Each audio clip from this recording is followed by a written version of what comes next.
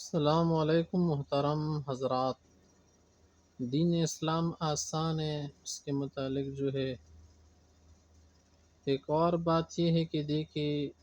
اللہ تعالیٰ نے پہلی امتوں کی طرح ہم پر روزے جو ہے زیادہ مقدار میں فرض اور لازم نہیں کیے، کیونکہ آپ کو پتہ ہوگا کہ پہلی امتوں پر روزے زیادہ مقدار میں فرض تھے اور ہمارے لیے ایسا نہیں ہے۔ اور پھر اللہ تعالیٰ نے یہ آسانی بھی عطا فرمائی ہے کہ روزے میں پے در پہ روزہ رکھنا بھی لازم نہیں ہے کہ آپ ایک روزہ رکھ لے اور بیچ میں نہ کھائے، بلکہ آپ کھا سکتے ہیں، مثلا افطاری کر سکتے ہیں، سحری کھا سکتے ہیں۔ یعنی ایسا نہیں ہے کہ آپ نے آج روزہ رکھ لیا تو کیا کر لو کل بھی ساتھ میں رکھ لو، بیچ میں مت کھاؤ، یعنی 2 روزے بعد کھاؤ یا 3 روزے بعد کھانا کھاؤ، ایسا نہیں ہے۔ بلکہ اللہ تعالیٰ نے اور رسول اللہ صلی اللہ علیہ وسلم کی حدیث نے یہ واضح کیا کہ دیکھیں اگر ایک آدمی کو ممکن ہے دن کو توانائی نہ ہو تو اس کے لیے سحری بھی مستحب فرمائی۔ اگر ایک آدمی دن کو شاید کمزور پڑ جائے یا پینے کی حاجت ہو جائے یا کھانے کی ضرورت پڑ جائے یا کام کاج جو بعض لوگوں کے تو کام بھی ہوتے ہیں، تو افطاری کا کھانا ظاہر ہے کہ رات کو تو ہضم ہو جاتا ہے، اس لیے سحری بھی مستحب فرمائی کہ اگر کوئی چاہتا ہے تو سحری کر لے، کم سے کم پانی تو پی لے، کھانا کھا لے، کچھ کھا لے، کچھ نہ ہو تو پانی تو پی لے تاکہ گردہ جو ہے تر رہے۔ تو دیکھیں اللہ تعالیٰ نے کتنی آسانی عطا فرمائی ہے، اس لیے دین اسلام کیا ہے؟ آسان ہے۔ لیکن اس آسانی کا یہ مطلب نہیں لینا چاہیے جیسے کہ بعض لوگوں نے سمجھ رکھا ہے کہ روزے میں بس صرف سوتی ہی رہو دن کو اور رات کو کھیلتے رہو، جیسے آج کل ماحول بن گیا کہ رات کو لوگ روزے میں کیا کرتے ہیں، جو بھی رمضان آتا ہے آج ہماری زندگی تو آپ دیکھ رہے ہیں تقریباً 20 سال سے 25 سال سے ایسے ہی ہونے لگا ہے کہ لوگ راتوں کو اب سوتے نہیں ہیں، جاگتے رہتے ہیں۔ اور رمضان شریف میں تو خاص کر لوگ جو ہے رمضان آنے سے کچھ دن پہلے کھیل ڈھونڈتے ہیں کہ کون سا کھیل پھر کھیلیں گے ساتھ میں، کہ سحری تک سب جو ہے کیا رہیں گے، بیدار رہیں گے، سوئیں گے نہیں، اور پھر جب سحری وحری کا کیا کچھ پی کے پھر جو ہے پورا دن جو ہے سوتے رہیں گے، اور صبح کی نماز بھی پھر رہ جاتی ہیں، ظہر کی بھی خراب ہو جاتی ہیں، پھر عصر کو لوگ اٹھتے ہیں یا شام سے تھوڑا پہلے کھانے کے لیے اٹھتے ہیں۔ تو اس طرح کی آسانی بھی اللہ نے نہیں رکھی، تو بالکل کیا ہے،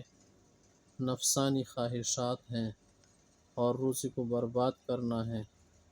روزے کو اللہ تعالیٰ نے اس لیے نہیں بھیجا کہ اس کو صرف نیند میں گزارو، اصل مقصد تو روزے کا یہی ہوتا ہے نا کہ نفس کو تکلیف تھوڑا جو ہے میسر ہو، نفس کو مشکل درپیش ہو، بھوک پیاس انسان دیکھ لے، پھر جو ہے نفس کی تھوڑی سی اصلاح ہو جائے گی، تقویٰ کا کام ہو جائے گا۔ لیکن اگر ایک آدمی کھیلوں میں رات کو رمضان گزارے اور دن کو جو ہے نیندوں میں گزارے، تو ظاہر ہے کہ جو رمضان کے عطایا ہیں، ہبات رحمانیہ ہیں، اور پروردگار کی جو کیا ہے تجلیات اور انوار ہیں انسان کو ملتے ہیں، اور جو برکات ہے پھر تو وہ حاصل نہیں ہوگی۔ اس لیے رمضان کریم کو اور روزوں کو جو ہے اس طرح سے ادا کرنا چاہیے جو اللہ اور رسول اللہ صلی اللہ علیہ وسلم نے طریقہ بتایا ہے۔ دین آسان ہے کے نام سے پھر لوگ جو ہے کیا کرتے ہیں، غلط فہمیوں میں لگ جاتے ہیں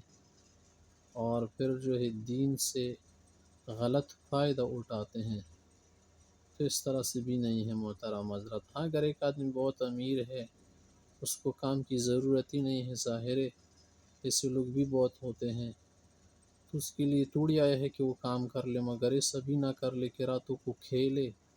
اور پورا دن جو ہے رمضان میں پھر سوتا رہے۔ ایسا کر لے کہ رات کو سوئے اور نیند پوری نہ ہوتے دن کو بھی قیلولہ کا جو وقت ہوتا ہے اس وقت قیلولہ کر لے، اگرچہ قیلولے کے لیے کھانا ضروری نہیں ہے، تو پھر کیا کر لی باقی جو دن ہیں اور رات کے کچھ حصے ہیں اس کو عبادت میں لگائے، تب جو ہے صحیح بنے گا۔ اور جو فقیر ہوتے وہ تو ظاہر دن کو کام کرتے رہتے ہیں، تو رات کو سوئی جاتے ہیں، مگر ایسا بھی نہ کر لے کہ تراویح کو ضائع کر لے، نوافل بھی نہ پڑھ لے، کچھ نہ کچھ نمازوں کو ضائع کر لے۔ ایسا کسی کے لیے بھی زیب نہیں دیتا کہ وہ کسی بھی طرح سے رمضان کو خراب کر دے، چاہے کوئی بھی آدمی ہو، اس کو رمضان کا بہت خیال رکھنا چاہیے۔ اس کا یہ مقصد بھی نہیں کہ ہم صرف رمضان میں بس عبادات شروع کر لیں، جیسے کہ بہت سے لوگوں کی عادت ہوتی ہیں کہ رمضان کے بعد تو پھر غافلی ہو جاتے ہیں پورا سال، گویا کہ کوئی اسلام یا دین یا مذہب یا اعمال کرنے نہیں ہیں، بس صرف دنیا ہے۔ نئے کام کاج بھی ضروری ہیں، دین بھی ضروری ہیں، سب ضروری ہیں، مگر صرف رمضان میں لگ جانا بھی تو زیب کسی کو نہیں دیتا۔ اس کا یہ مقصد بھی نہیں کہ رمضان کو چھوڑ دے،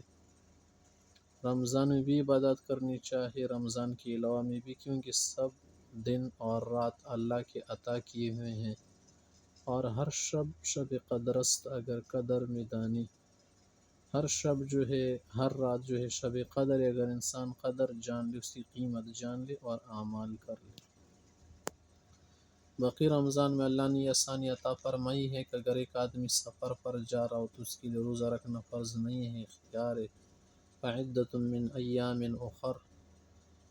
تو پھر دوسرے دنوں میں اس کی قضا کر سکتا ہے۔ اسی طرح سے اگر کوئی خاتون ہے، اس کا مثلاً بچہ ابھی جو ہے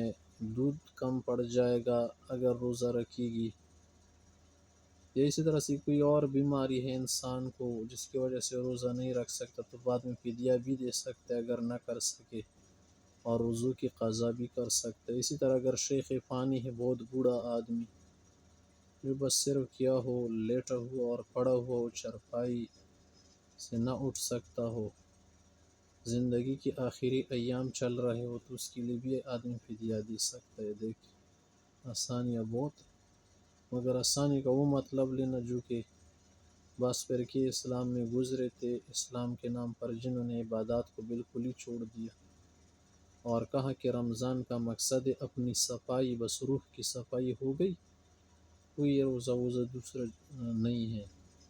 اور وہ روزے کے نام سے پھر کیا کرتے تھے، صرف کچھ ذکر وکر کرتے تھے یا کوئی سوچتے تھے کہ بس اس سے ہماری صفائی ہو گئی۔